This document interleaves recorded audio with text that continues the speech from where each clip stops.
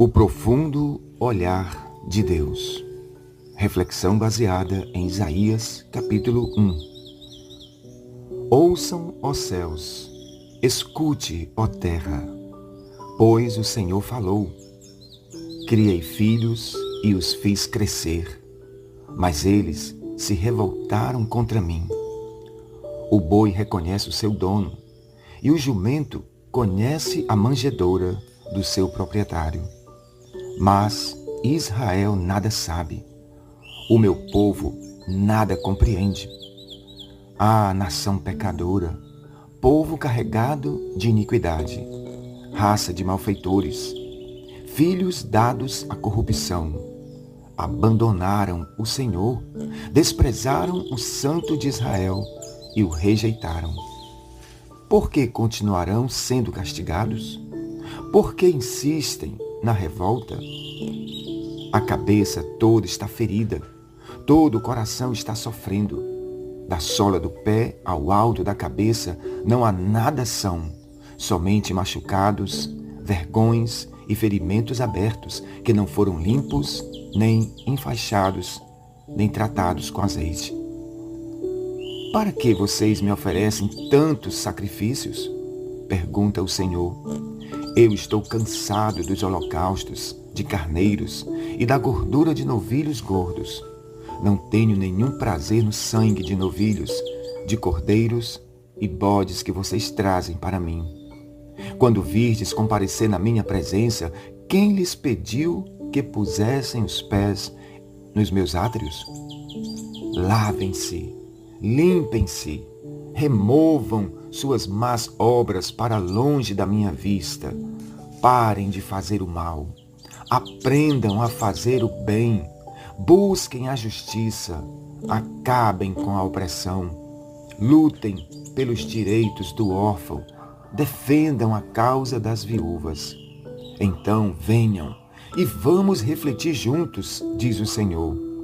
Embora os seus pecados sejam vermelhos como a escarlate, eles se tornarão brancos como a neve. Embora sejam vermelhos como a púrpura, eles se tornarão brancos como a lã. Se vocês estiverem dispostos a obedecer, comerão os melhores frutos desta terra. Mas, se resistirem e se rebelarem, serão devorados pela espada, pois a boca do Senhor é quem falou estas coisas. Meus irmãos e minhas irmãs, vivemos em um momento de grandes avanços nas mais diversas áreas do conhecimento e da ciência.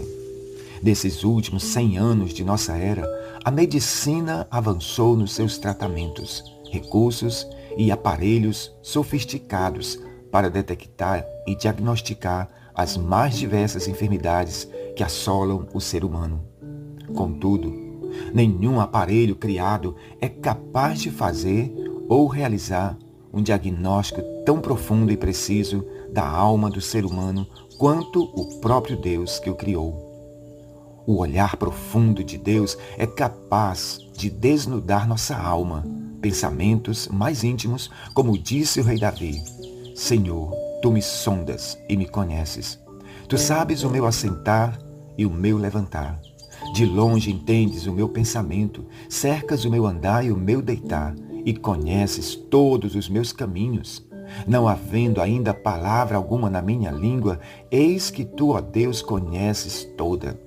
Tu me cercas por trás e por diante, e sobre mim põe a tua mão. Tal ciência é para mim maravilhosíssima, é tão alta que eu não posso atingir. Salmos 139, versos 1 a 6.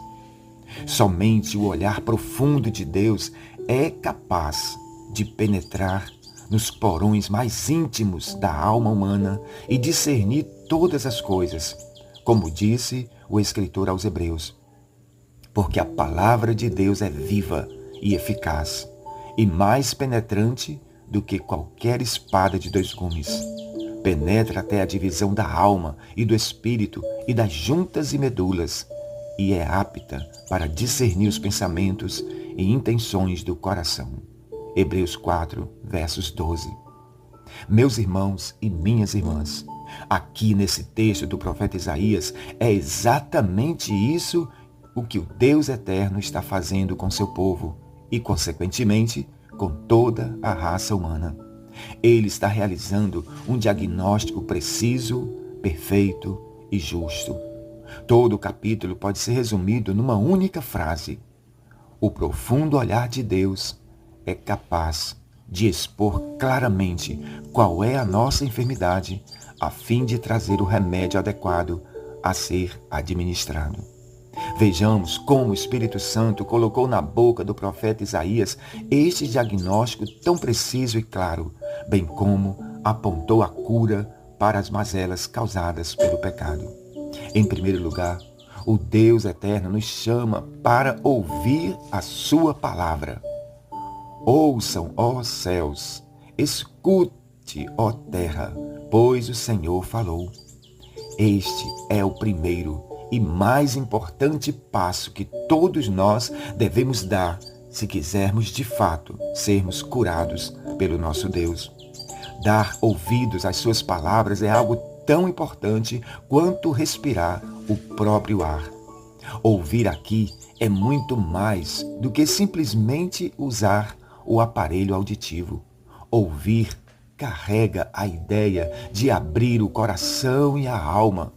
Infelizmente, muitos não têm este tipo de ouvido espiritual, motivo pelo qual estão tão frios, doentes, indiferentes, incrédulos e totalmente presos pelo poder do pecado. Jesus, nos seus ensinos, se utilizou várias vezes desta expressão: quem tem ouvidos para ouvir, ouça. Peçamos sempre, sim, peçamos sempre ao nosso Deus e Pai este tipo de ouvido. Quando ouvimos com o coração e com a alma, algo maravilhoso e extraordinário acontece em nossas vidas. Não há como não ser transformado, curado, liberto pelo poder da palavra de Deus. Vejam o que disse Jesus sobre a importância de ouvirmos a palavra nesse processo da cura espiritual. Certamente vocês ouvirão, mas jamais entenderão. Certamente vocês verão, mas jamais perceberão, pois o coração deste povo se tornou insensível. De má vontade ouviram com os ouvidos e fecharam os olhos.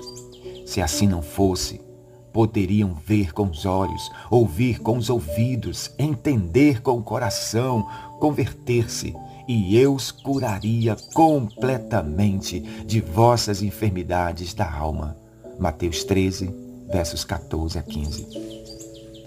Em segundo lugar, ele faz o diagnóstico de nossa real situação, dizendo: ah, nação pecadora, povo carregado de iniquidade, raça de malfeitores, filhos dados à corrupção, abandonaram o Senhor, desprezaram o Santo de Israel e lhe deram as costas. Meus irmãos e irmãs, este é o diagnóstico de todo aquele que se afasta de Deus, de todo aquele que se afasta da fonte da vida.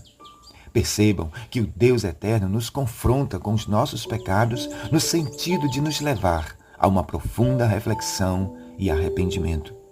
Infelizmente, herdamos do Éden a síndrome de culpar os outros pelos nossos próprios erros e fracassos. O pecado causa uma dureza e cegueira tão grandes em nossa alma que não conseguimos mais discernir nossos próprios erros. Este fato aconteceu literalmente com a nação de Israel.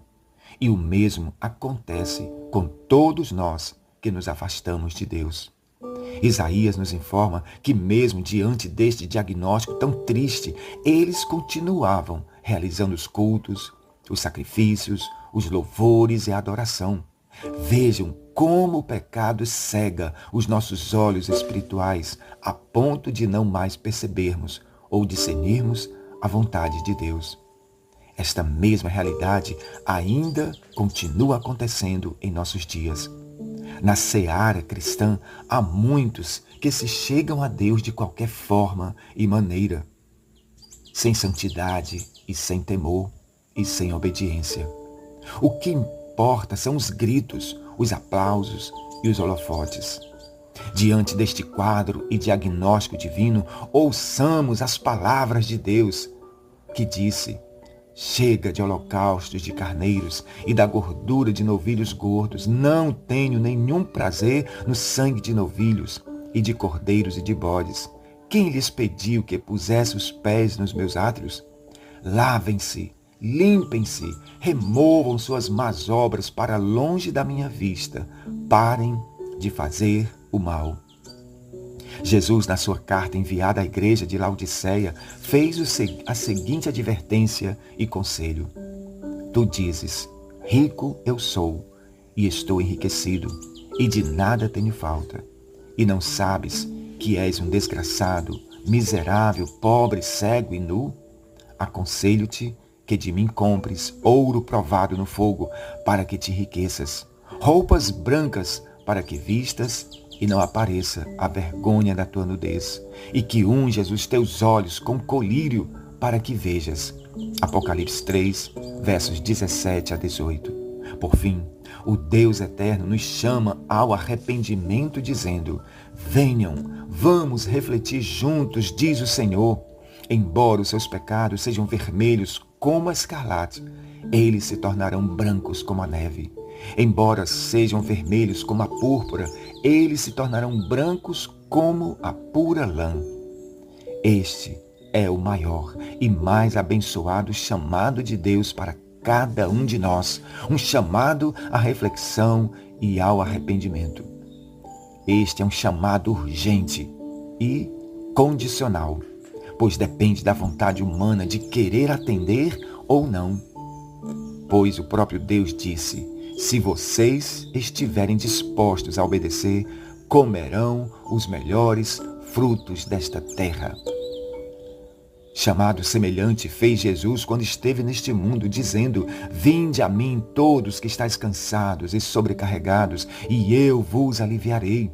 Tomai sobre vós o meu jugo e aprendei de mim, porque sou manso e humilde de coração, e achareis descanso para a vossa alma, porque o meu jugo é suave e o meu fardo é leve. Mateus 11, 28 a 30.